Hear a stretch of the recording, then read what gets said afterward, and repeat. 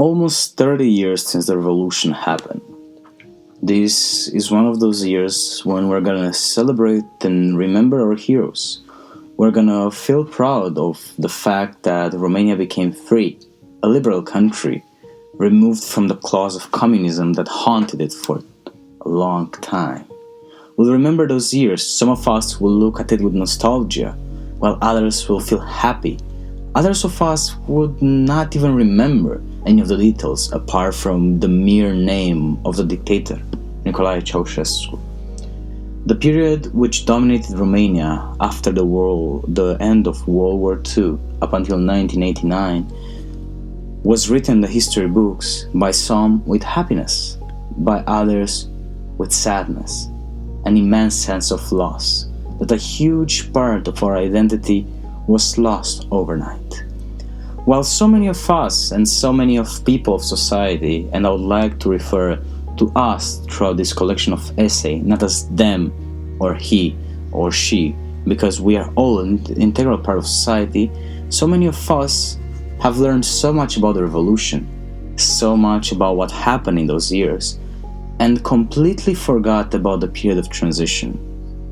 What happened to the people after 1989? What happened to their identities, their workplaces, and where did they go? So many factories closed.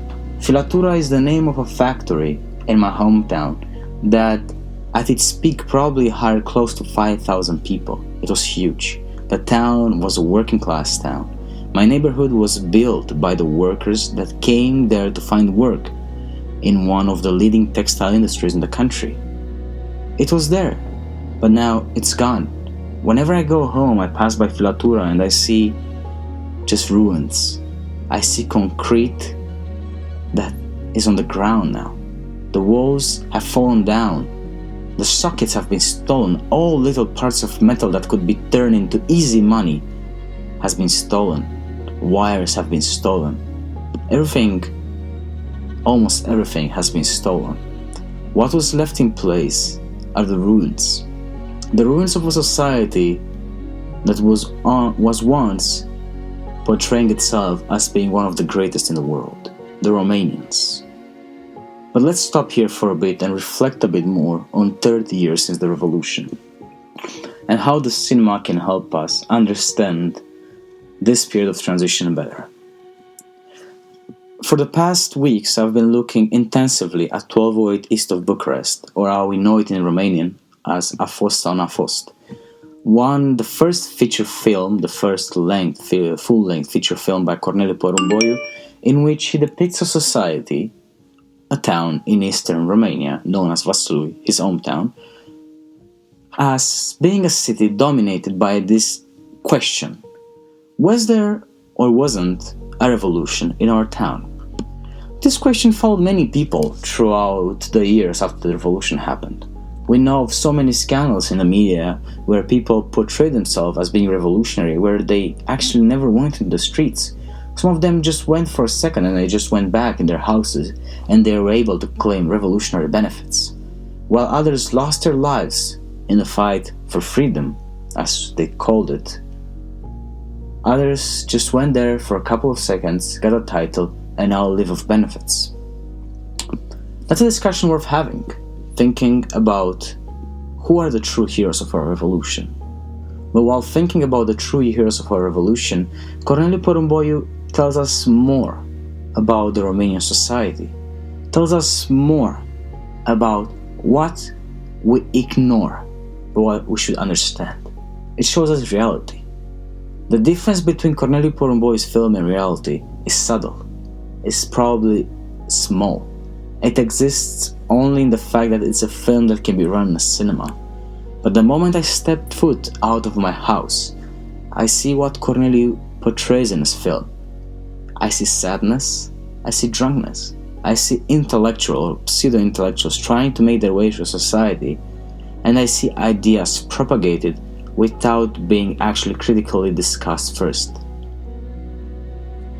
I talk of the revolution. I hear it every time I take the bus, from the closest city to my hometown. I hear people talking about the transition period and about the free world. I hear people being happy that Ceausescu is gone, while others are sad that he's not there anymore. But why? Why should we even look at Corneliu Porumboi's film where we have all this reality in front of us? We can just step foot of our homes and see the people, see the reality, and see that between 1990s and 2020 almost, some differences are very minimal in our society. Poverty is still there. Lack of knowledge is still there. The idea that we as a people are objective is still there.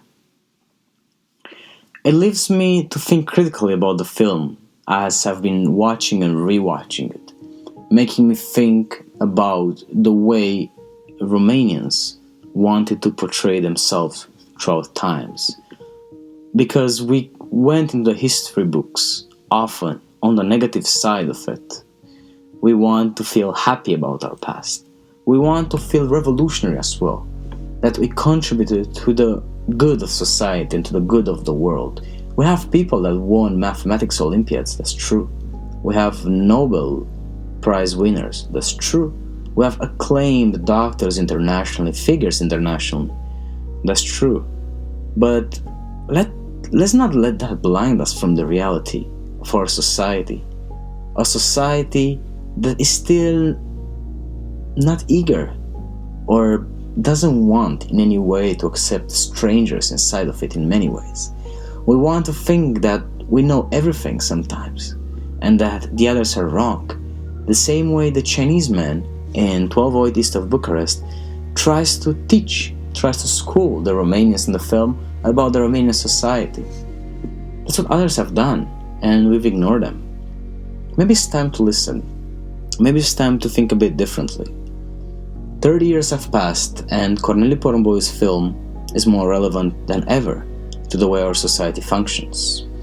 It's relevant to make us question all the wrongdoings and all the morals we claim we have in Romania.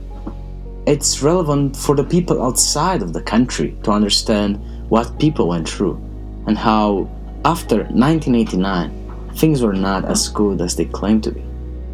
Everyone wanted to be a hero. People wanted to be a hero. Out of ego, out of desire to get some money, who knows, there are many reasons at play.